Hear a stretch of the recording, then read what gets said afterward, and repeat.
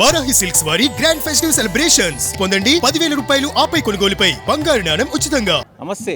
ప్రస్తుతం మనం జాతీయ బుక్ ఫేర్ నిర్వహిస్తూ ఉన్నారు. రాష్ట్ర ప్రభుత్వం ప్రతిష్టాత్మకంగా 38వ జాతీయ బుక్ ఫేర్ నిర్వహిస్తూ ఉంది. దీనికి సంబంధించి కూడా ముఖ్యంగా రాష్ట్ర ప్రభుత్వం పెద్ద ఎత్తున ఎన్టీఆర్ ఏదైతే ఇందిరా పార్క్ ఉందో అక్కడ పెద్ద ఎత్తున నిర్వహిస్తూ ఉన్నారు. ఎన్టీఆర్ గార్డెన్లో ముఖ్యంగా చూడొచ్చు మీరు అందరూ కూడా. అంటే దీనికి సంబంధించి ముఖ్యంగా ఏదైతే 360 బుక్ స్టాల్స్ ఉన్నాయి, నా వెనుక ఏదైతే బుక్ స్టాల్స్ ఉన్నాయో ఆ బుక్ స్టాల్స్ అన్నీ ఆ టైప్ అన్నీ కూడా దాదాపు 360 బుక్ స్టాల్స్ ఉన్నాయి. అంటే దీనికి సంబంధించి ఈ బుక్స్లో ముఖ్యంగా తెలుగు, హిందీ, ఇంగ్లీష్ అన్ని భాషలకు సంబంధించి కూడా ప్రతి ఒక్క బుక్ ఇక్కడ దొరుకుతుంది. మొత్తం మన దేశంలో అన్ని బుక్కులు కూడా ఇక్కడ దొరుకుతాయి. ఏ బుక్ కావాలన్నా ఈ బుక్ ఫేర్లో దొరుకుతుంది. ముఖ్యంగా 360 స్టాల్స్లో అన్ని రకాలకు సంబంధించి బుక్ అయితే ఇక్కడ దొరుకుతాయి. హిందీ లాంగ్వేజ్ కావచ్చు, తెలుగు లాంగ్వేజ్ కావచ్చు, సో ఇంగ్లీష్ కావచ్చు, తమిళం కావచ్చు, ప్రతి ఒక్క లాంగ్వేజ్ అంటే దేశంలో ఎన్ని లాంగ్వేజ్లు ఉన్నాయి అన్ని లాంగ్వేజ్లకు సంబంధించిన బుక్స్ కూడా ఇక్కడ దొరుకుతూ ఉన్నాయి. దీనికి సంబంధించి ముఖ్యంగా ఈ బుక్ ఫేర్ది దీనికి సంబంధించి సమయాలు దాదాపు మధ్యాహ్నం 1 గంటల నుంచి ఏదైతే నైట్ అంటే 9 గంటల వరకు, మధ్యాహ్నం 1 గంటల నుంచి 9 గంటల వరకు, సోమవారం నుంచి ఇది మధ్యాహ్నం 1 గంటల నుంచి 9 గంటల వరకు ఉంటుంది. ఓన్లీ శనివారం, ఆదివారం మాత్రమే ముఖ్యంగా మధ్యాహ్నం 12 గంటల నుంచి రాత్రి 9 గంటల వరకు ఉంటుంది. ముఖ్యంగా పిల్లలకి ఆడుకోనికి అన్నీ కూడా ఇక్కడ అరేంజ్మెంట్స్ అయితే చేశారు. సో సాంస్కృతిక కార్యక్రమాలు కూడా చేస్తూ ఉన్నారు. అంటే సాయంత్రం సమయాల్లో బుక్ ఫేర్ అంటే బుక్కులు కొనడానికి వచ్చిన వాళ్ళకి కావచ్చు, ఇక్కడ ఈ లొకేషన్ ఎంజాయ్ చేయడానికి కావచ్చు, అన్ని వసతులు అయితే మొత్తం కూడా గవర్నమెంట్ ఏర్పాటు చేసింది. ముఖ్యంగా దీనికి సంబంధించి కూడా పెద్ద ఎత్తున అంటే ఏదైతే ఈ కార్యక్రమం గ్రంథాలయ శాఖ నుంచి కూడా పెద్ద ఎత్తున ప్రతిష్టాత్మకంగా తీసుకున్నారు. అంటే బుక్కు సంబంధించి బుక్స్ చదివితే ఏం జరుగుతుంది, బుక్స్ వల్ల ప్రయోజనాలు అంటే బుక్ చదవడం వల్ల ప్రయోజనాలు ఏ రకంగా కలుగుతాయి, ఇప్పుడు ముఖ్యంగా యూత్ అంతా మద్యానికి, గంజాయికి బానిస అవుతున్నారు. సో దాన్ని రూపుమాపడానికి ఇట్లాంటి బుక్స్ ఫేర్స్ పెట్టి యువతను ఎంకరేజ్ చేస్తూ ఉన్నారు ప్రభుత్వం విజన్లో కూడా అదే ఉంది. ప్రభుత్వం ముఖ్యంగా అంటే బుక్స్ రాయడం వల్ల, బుక్స్ చదవడం వల్ల జ్ఞానం పెరుగుతుంది. జ్ఞానం పెరగడంతో మనకు నాలెడ్జ్ వస్తుంది. ఆ నాలెడ్జ్ వల్ల ముఖ్యంగా జాబులు కొట్టే అవకాశం ఉంటుంది. ఈ చెడు అలవాట్ల వైపు వెళ్లకుండా మంచి అలవాట్లకు చేరుతామంటూ కూడా ప్రభుత్వం పెద్ద ఎత్తున ప్రతిష్టాత్మకంగా ఇదైతే ఉంది. ముఖ్యంగా దీనికి సంబంధించి ఏదైతే గవర్నమెంట్ తీసుకున్న ఈ నిర్ణయం, అలాగే దాదాపు 38వ బుక్ ప్రదర్శన ఇది. ఈ ప్రదర్శనలో ముఖ్యంగా దాదాపు 38వది. సో పల్లెలకు సంబంధించి ఎవరైనా ఇక్కడికి రావచ్చు. డిసెంబర్ 29 వరకు కూడా ఈ కార్యక్రమం ఉంటుంది. డిసెంబర్ 29 వరకు ఈ సంవత్సరం అంటే ఇప్పుడు డిసెంబర్ 29 వరకు ఈ కార్యక్రమం ఉంటుంది. మీకు ఏ బుక్ కావాలన్నా, మీరు ఒకవేళ బుక్ని డొనేట్ చేయాలనుకున్నా ఇక్కడ చేయొచ్చు. మీ దగ్గర ఏదైనా మీకు అవసరం లేని బుక్స్ ఉన్నా కానీ ఇక్కడ డొనేట్కి సంబంధించి స్టాల్ ఉంటుంది. ఆ డొనేట్ చేయొచ్చు. ఏ రకమైన బుక్లైనా మీరు ఇక్కడ నుంచి తీసుకెళ్ళచ్చు.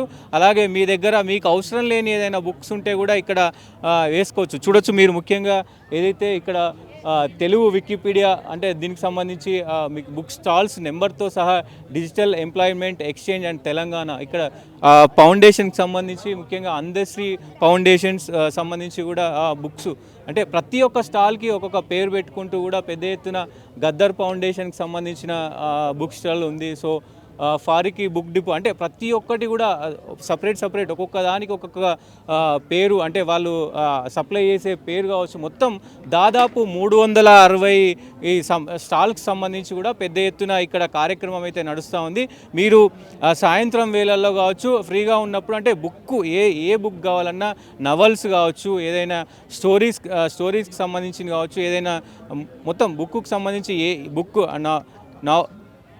నావల్స్కి సంబంధించిన అన్ని అంటే ఏ రకమైన బుక్ కావాలన్నా, ఏ కంటెంట్ కావాలన్నా ఇక్కడ దొరుకుతుంది. ఇది దాదాపు సంవత్సరానికి ఒక్కసారి నిర్వహిస్తూ ఉంటారు. సో మరి చూద్దాం. ముఖ్యంగా గ్రంథాలయానికి సంబంధించిన చైర్మన్ కూడా ఇక్కడికి వచ్చారు. సో మనం మిగతా ప్రజలతో కావచ్చు, ఇక్కడికి వచ్చి అంటే బుక్కును తీసుకోవాల్సిన వాళ్ళతో కావచ్చు, అట్లాగే అందరితో కూడా మాట్లాడించే ప్రయత్నం అయితే చేద్దాం. సో ఇట్లా అంటే ప్రభుత్వం ఇట్లా ఇనిషియేటివ్ తీసుకొని ఇట్లాంటి కార్యక్రమాలు నిర్వహించడం, యువత ఒకవైపు గంజాయి మత్తుకు అలవాటు పడుతున్నారు. ఇట్లాంటి ప్రోగ్రామ్స్ సంవత్సరానికి ఒకసారి 6 నెలలకు ఒకసారి పెడితే బాగుంటుందంట. ఎట్లా మీ సజెషన్ ఏంటి? అంటే ఎవ్రీ ఇయర్ ఎగ్జిబిషన్ జరుగుతుంది అది ఒకటి, కానీ గంజాయికి దీనికి లింక్ లేదు. ఎందుకంటే గంజాయిని ప్రోత్సహించేదే పాలకవర్గాలు. తానంతా రాలే. గంజాయి ఎక్కడి నుంచి వస్తారనుకుంటున్నారు? మామూలుగా తాలిబన్స్, టెర్రరిస్టులు, అంతర్జాతీయ స్థాయిలో ఉన్నటువంటి వాళ్ళందరూ ఈ గంజాయి వాళ్ళ బతుకు. వాళ్ళు తీసుకొచ్చి ముంద్రా పోర్ట్లు ఇస్తారు. ముంద్రా పోర్ట్ అంటే అదానీ పోర్ట్, అది గుజరాత్లో. ఆయన దాదాపు 15 పోర్ట్లు తీసుకున్నాడు. మొత్తం భారతదేశంలో 15 పోర్ట్లు ఆయన హ్యాండ్ ఓవర్ చేసుకున్నాడు. మొత్తం గంజాయి మొత్తం సముద్ర మార్గంగా సరఫరా చేస్తాడు. సరఫరా చేసి అక్కడి నుంచి అమ్ముడుపోతున్నాయి. వీళ్ళు ఎంతమంది పట్టుకున్నా ఆడపోయి దాడి చేయలేరు. మంద్రా పోర్టు మీద పోలేరు. ఈ పైన పట్టుకుంటారు, ఇంకో వస్తుంటారు. ఇంకొకటి ఏంటంటే పాన్ మసాలా పేరుతోటి అమితాబ్ బచ్చన్ లాంటి ఫేమస్ యాక్టర్స్ ప్రచారం చేస్తున్నారు.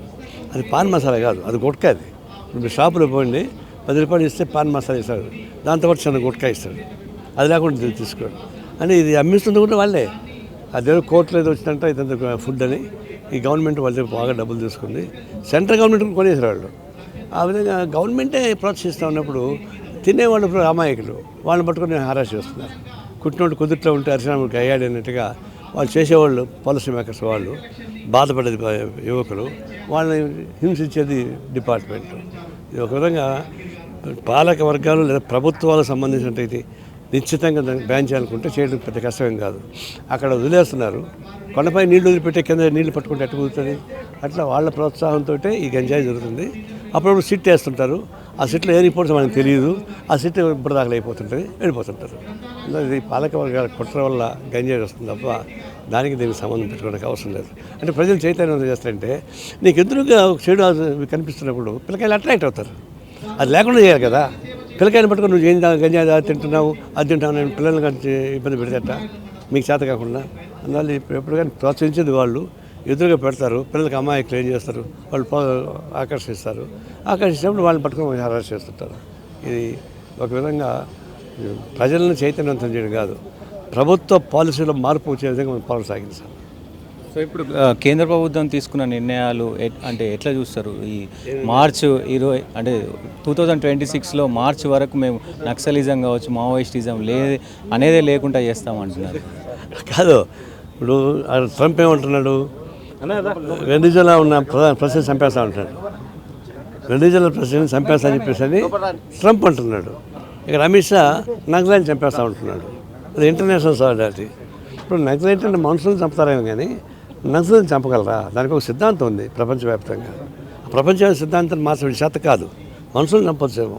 అందులో వాళ్ళ ఉద్దేశం ఏంటంటే నక్సల్ని చంపాలి కాదు, అడవిలో నుంచి వాళ్ళ ఫోర్స్ని పైకి రావాలా, అడవిలో నుంచి గిరిజన బయటకు రావాలా, అది కార్పొరేట్ కంపెనీకి అప్పగించాలా. నీకు చూసావు కదా, నంబాలని శేఖర్ని చంపిన తర్వాత 22,000 ఎకరాల భూమిని, అడవి భూమిని వాడికి అదానికి అప్పగించారు. మొన్న హెడ్మాన్ని చంపిన తర్వాత 15,000 ఎకరాల భూమిని అప్పగించారు.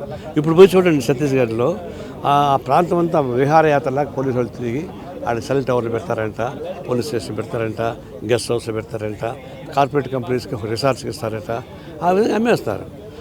దానికోసమే నక్సలైట్లను చంపాలనేటువంటి ప్రయత్నం తప్ప నక్సలైట్ చంపాలని ఉద్దేశం కాదు. కార్పొరేట్ కంపెనీస్కి ఊడిగించేయడానికి ఉపయోగపడే పద్ధతుల్లో నక్సలైట్లను నిర్మూలన చేయడం ద్వారా గిరిజనులు ఖాళీ చేయించాలి. గిరిజనులు అక్కడ ఉంటే వాళ్ళు ఒప్పుకోరు కాబట్టి ఇది పెద్ద కుట్ర. ఇది ఆ కుట్రలో భాగంగా ఇప్పుడు అమిత్ షా నక్సలైట్స్ మీద ఏదో సిద్ధాంతం అంటాడు. చెప్పండి, సిద్ధాంతం మీద ఫైట్ చేయమని చెప్పు, ఆయన బుక్ షాపులు పెట్టమని చెప్పు, నక్సలైట్ మంచిగా చెప్పేసి చెప్పుకోమని చెప్పు, కరపత్ర పంచుకోమని చెప్పు, మైక్ మాట్లాడుకోమని చెప్పు. వద్దాం లేదా చంపేయడం అంటే అర్థం ఏంటి? అది ఇంతవరకు భారతదేశంలో ప్రపంచంలో కానీ ఫస్ట్ ట్రంప్ని చూసాం, తర్వాత అమిత్ షాని చూస్తున్నాం.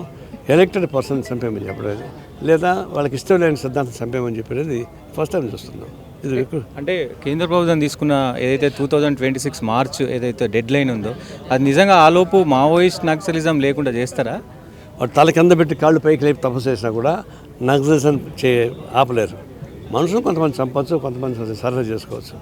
నక్సలిజం చంపడానికి మైమిషా పిటిషన్ వాళ్ళ బ్రహ్మదేవుడు వచ్చినా కూడా ఆపడానికి సాధ్యం కాదు.